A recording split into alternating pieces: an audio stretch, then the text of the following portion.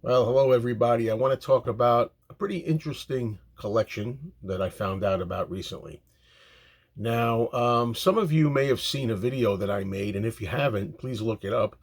It's a video from about 5 years ago, and it's called something like Huge Beatles Vinyl Haul at Princeton Record Exchange in New Jersey.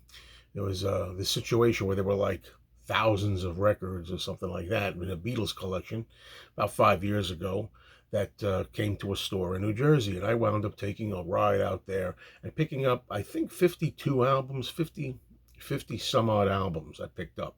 It was well worth a long trip that I made in order to get those records, okay? And it was really worthwhile. Now, this story I'm going to tell you today is kind of similar, but it's kind of like the Princeton Record Exchange Hall Light because it's not quite as big a deal. But hey, that remains to be seen because this collection was at some store that I don't usually go to all the time. And this particular store bought hundreds of, it seems, of boxes of records. And so far, this collection is not available to the public. And only, I think, two boxes, or maybe three, two or three boxes were put out for sale. So this is going to be a situation where over the coming weeks and months, this collection of thousands of records, hundreds of boxes, whatnot, going to eventually, slowly, bit by bit, be put out there for people to look at, including myself. And we'll see what I can get. Now, the first couple of boxes that were unearthed had a significant amount of unusual Beatles stuff in there. Mostly, let's say, unofficial records. You know what I mean? Boots, things like that. So it wasn't really too many imports. I only found one import, for example. And I thought that I was going to be on an exciting mission, kind of like I did with the Princeton run several years ago. I thought I was going to go there and I was going to buy like 50 records or something like that. So what I did was I got over to the store. I saw the collection, started digging through it. And as I was going, I constantly kept putting Beatles related and solo Beatles related gems that I wanted on the side. And pretty soon I had amassed a pile, I want to say about 30 records. I had about 30 records from this collection that I was eager to buy. So I went up there, oh boy, I go up there all, excited. I go up to the front desk and ready to get checked out. And the store owner was telling me, okay, this album is $50. This is $50. This is 40. This one I can give you for 30. This one I can give you for 35. This is 55. I said, whoa, whoa, whoa, whoa. I said, hold on, hold on a minute. I said, I didn't anticipate this. I didn't expect that these records were going to be charged at such a high price. So therefore, what I wound up doing was I kept on, as he was telling me, I said, I don't need this one. Nah, I won't buy that one. And I kept, I started out with a pile of like 30 records and gradually put three-quarters of them, it seemed, back to the point where I wound up with only 11 records. And the 11 records are what I have here to show you. Okay. Yeah. No offense to the guy. I guess he thinks that it's worth the money he was asking. For me personally, it wasn't in my ballpark. I thought they were overpriced. I thought he was overpricing these records. Back 5 years ago when I went to this aforementioned Princeton Record Exchange haul of 1,000 Beatle records, the records were priced $10, $15. Some of them were $8, $9. I mean, it was really a steal. Um, so they were more priced to move, and eventually they all did move. I suspect that a lot of these records from this collection are going to be sitting around for a long, long time. But anyway, let me show you what I wound up getting, okay? To start with, we have this version of the Beatles For Sale album. This is a Beatles For Sale album from Argentina. And, right away, the cover is not glossy like the UK. It's kind of dull and flat. And it is not a gatefold. This one, the regular one that we all know and love is a gatefold cover. This is just like a single jacket. And we take a look at the label. Okay, there you are. Okay, so that's the first item in this rather large collection that soon became a very meager collection of the amount that I wound up buying. All right, next up, this is an album called Beetle Originals, and what this is basically Beatle cover songs that we've known from the Beatles albums, but here they're presented by the original artists. And I was very happy to get a copy in particular of Arthur Alexander's original version of the song Anna, which I really like. You have Dizzy Miss Lizzy, Larry Williams, Everybody's Trying to Be My Baby, Carl Perkins, and you got other Larry Williams stuff on here like Bad Boy, Devil in His Heart, so on. Matchbox, Slow Down by Larry Williams, and Words of Love, Buddy Holly, Act Naturally, Buck Owens, Kansas City, Hey, Hey, Hey, Little Richard, and so on and so on. So you get the original versions of some Beatle cover songs. Some of us may have grown up listening to those Beatles songs and not really know the originals. All right, here's an album. Now, you've all heard of the Ed Rudy albums, right? Or some of you have. They're Ed Rudy talk albums where Ed Rudy went around and he was a radio guy who went around and interviewed the Beatles. And there's a lot of material out there. I think maybe 2, 3 albums about Ed Rudy interviewing the Beatles. Well, here's one, but it's not the Beatles. It's the Dave Clark 5. So this is not really a Beatles record, but because the Ed Rudy connection, I bought it. I thought this was pretty cool. 1965. You could see Talk album, Ed Rudy, the U.S. tour, and it's signed by Ed Rudy too. It says, looks like Fab Wishes to Marie Ferrara. So there you go. Fab Wishes, Marie Ferrara, Ed Rudy. And I really, it's nice to have Ed Rudy's autograph on here. Personally, I mean, I don't really care. I already have Ed Rudy's autograph. How? Well, because I met Ed Rudy at a Beatles Fest convention in, I want to say like 1981 or 2 or something like that, the very early 1980s. I did get Ed Rudy's autograph on a Beatles Fest program. But it's cool to have it here on the record. So I said, okay, why not? Okay, next up, I have a John Lennon unofficial boot. Now, this I bought for the cover. I'm going to take it out of here. I just think this is really a nice cover. I like the coloring there. That's John from, I guess, 1980, 79, 80. At the piano at home at the Dakota. And stuff on here, you can see for yourself. I mean, not much on here. 1970 Christmas message. Mother, come together, give peace a chance, imagine. Which is, I guess, all on stage, live performances, and the December conversation. Not sure what the December conversation is, if it's an interview with RKO Radio or Andy Peebles, or what. It's a little hot in here this morning. Sorry, folks. Hair falling down. So anyway, that's that one. But I basically got this because I thought the cover was so cool. That's a nice back cover photo too, actually. A picture of John and Sean above the piano. So I went for that one too. Now, these next 2 that I'm going to show you are really... This is what you call being obsessed with collecting, because there's no reason whatsoever to own these next 2 albums, and I'm going to show you. I mean, I really don't need these at all, really. And I'll explain why I bought them. First up, we have Soldier of Love, a terrible, terrible, terrible, useless, pointless Beatles bootleg from the early days. No need to own this. It had really crappy versions on here of stuff like I'll Be On My Way from the Beatles at the BBC. And it has, of course, Soldier of Love. That's also from the Beatles at the BBC somewhere. And the Murray the K fan club tracks. This was one of the earliest bootlegs I ever owned. And you can see it's just a plain piece of paper stuck on a white cardboard. The back of this one has this picture. Now, I don't believe that the original one that I had back in, I'm going to say, the late 1970s. The one I owned in the late 1970s did not have this back, so that's a little added bonus. Mine only had this and nothing else. Back then, you got whatever you could get, you know. There were no good copies really easily obtainable of stuff like Soldier of Love. There had been a bootleg album out called Yellow Matter Custard, and Yellow Matter Custard had a lot of BBC tracks that were a little rough, but we were happy because there were BBC tracks on there.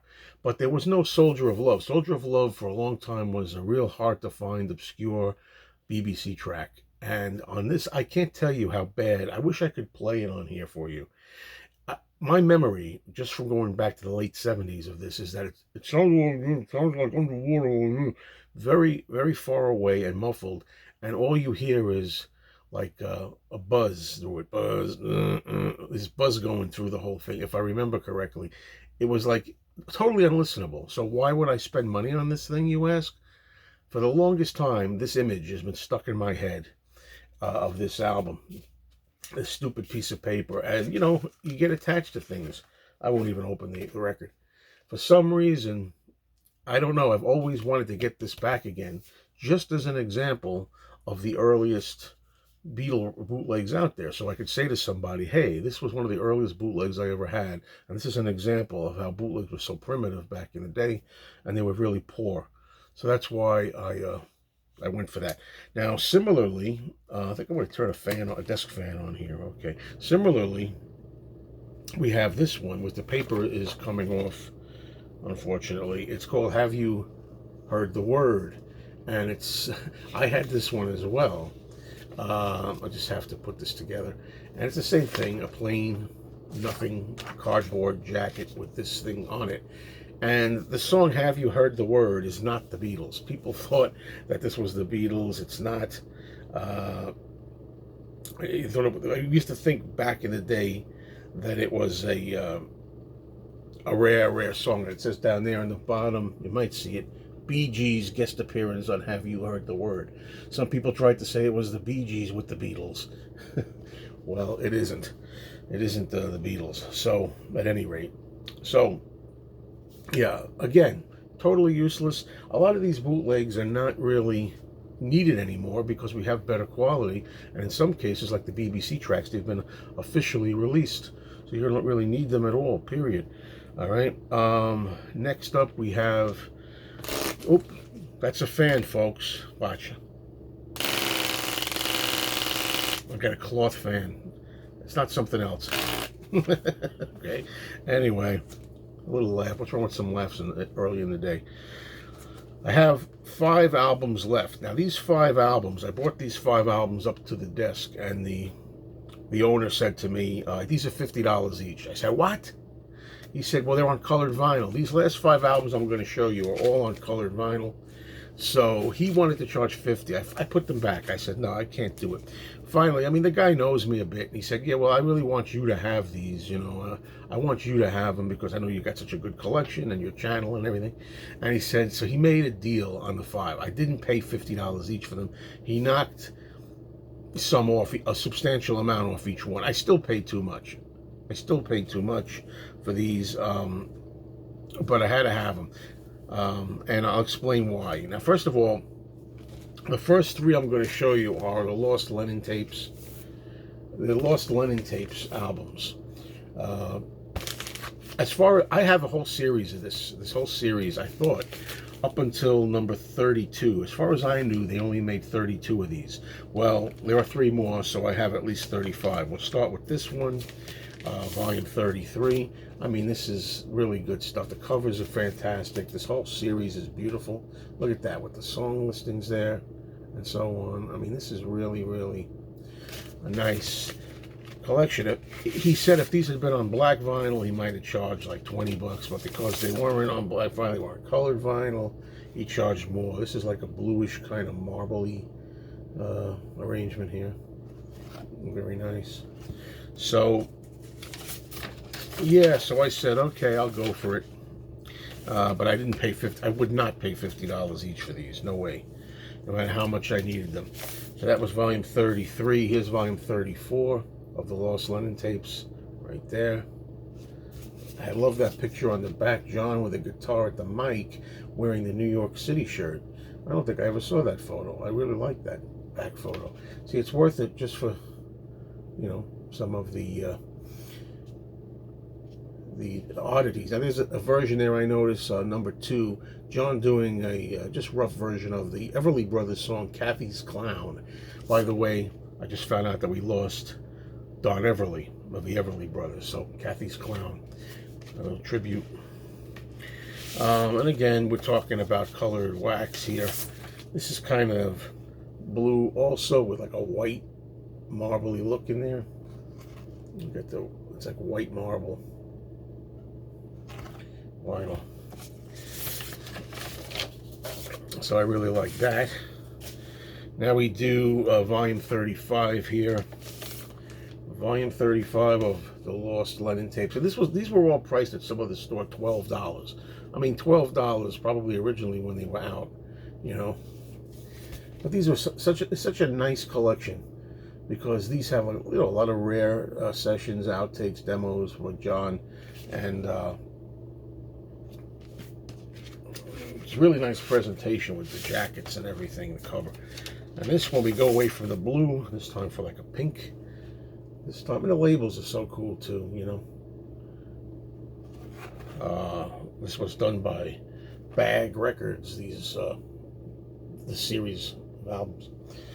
So finally, I want to show you 2 albums of very interesting material that I wanted to get. These are Rock Band mixes. Now, some of you may remember in the 1990s there was a game out there called Rock Band, and you played along. You tried to play guitar or drums to Beatles songs, and there were mixes that were up there. This one's called the Rubber Soul Rock Band mixes. And what's interesting about these is, now I'd heard a lot about these. I mean, I tried playing Rock Band back in the day. I had the Rock Band. My nephews were little boys at the time, and we did indeed try playing Rock Band. I wasn't very good at it. The guitar and the drums, I couldn't really follow it. But anyway, and I don't remember this, but a lot of people have told me that there's really interesting mixes on here, like different versions. All the songs sound different. So I went ahead and I bought these 2. This particular one here, which I've played already, mind you. This is on a blue vinyl. I played this, the Rubber Soul. Now, what I will tell you is, what's most interesting is you have count-ins. You have, one of the Beatles will do 1, 2, 3, 4, 1, 2, 3, and they'll do the song. And then at the end, a lot of the endings of the songs are different. Like Drive My Car, instead of it fading out, beep, beep, beep, beep, yeah, it just ends, beep, beep, yeah. And that's the end of it. Like, it ends just like that. Now, the thing I want to know about these, somebody may have the information to these. While these are very interesting, what I want to know is, are these actual studio masters? Is this the way the master tapes sound? I don't think the count-ins are real. I think, well, I mean, the count-ins are done by the real actual Beatles, but I think they may be count-ins taken from other sources and just put in there to make it sound official. And then at the end, when the songs don't fade out sometimes, instead of the fade out, we get it ending like sharp, just cold like that. I really wonder if those are fake endings or not. If you were Mark Lewison and you were listening to the actual Beatles session tapes, would they be ending abruptly like that, or is it doctored up? I really don't know. Whatever it is, it certainly makes for interesting listening, but I don't know how officially from the masters they are. Okay, I think they're kind of made. I think they're manufactured, but I don't know. Anyway, this one here, the Beatles Best of Rock Band Mixes. This is another interesting one. And over here you got an interesting variety of songs. I Want to Be Your Man, Tomorrow Never Knows. You could see them all. Dear Prudence, Helter Skelter, Come Together. I read side 2 first. 8 Days a Week, Ticket to Ride, etc., etc. Hello, Goodbye, blah, blah, blah. Hey, Bulldog. All right, and let's just look at the vinyl of this one. Really nice. Ooh, nice red vinyl. So yeah, because these were colored vinyl, the last 5 records, the guy wanted to hit me with $50. I was like, no way, no way. I'm sorry again, I don't think that people are going to buy these for 50, but there are always people out there who were willing to spend money. I just bought a George Harrison Uber box set, right? The big expensive George Harrison crate. So who knows? All right, folks. Well, that's it. This was a interesting haul that could have really been a huge haul. I mean, I put back Paul McCartney stuff, other John Lennon stuff, some George Harris. I had a lot of stuff, but I wasn't about to pay $35, $40, $50 each. I mean, some of these bootlegs, a bootleg should be no more than anywhere from 10 to 20 bucks, 20 bucks, maybe if in a special case 25, because a lot of this material is released already, and it's stuff that you don't really need anymore. It's just going to hang out there. It's an inferior quality most of the time. Thank you, everybody. Take it easy.